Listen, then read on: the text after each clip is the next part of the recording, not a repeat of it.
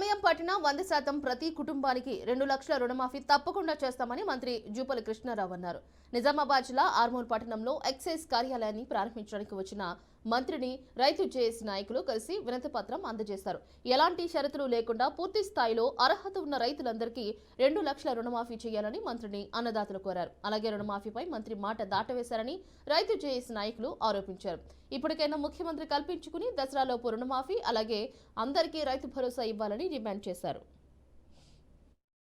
చెప్పినటువంటి దాంట్లో దీనికంటే మొదలు గతంలో గడచిన 10 సంవత్సరాలలో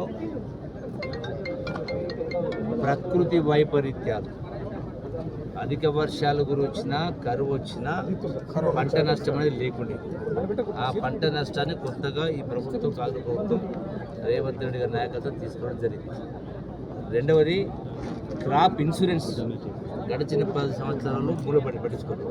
ఆ క్రాప్ ఇన్సూరెన్స్ కూడా ప్రభుత్వమే రైతాంగం పక్షాన ఇన్సూరెన్స్ పేమెంట్ చేసి ఆ రైతు ఇన్సూరెన్స్ కూడా తీసుకోవడం జరుగుతుంది. రైతు బీమా, రైతు భరోసాను కంటిన్యూ చేస్తాం. దీనికి అదనంగా ఇతర సబ్సిడీలు ఇచ్చే కార్యక్రమం చేస్తాం. దీంతో పాటుగా రైతు రుణమాఫీకి కూడా జీవో గవర్నమెంట్ ఆర్డర్ ఇవ్వడం జరిగింది. ఆ ఆర్డర్ ప్రకారం 2 లక్షల రూపాయల లోపు ఉన్నటువంటి వాళ్ళకందరికీ రుణమాఫీ చేసే కార్యక్రమం చేస్తామని చెప్పడం జరిగింది.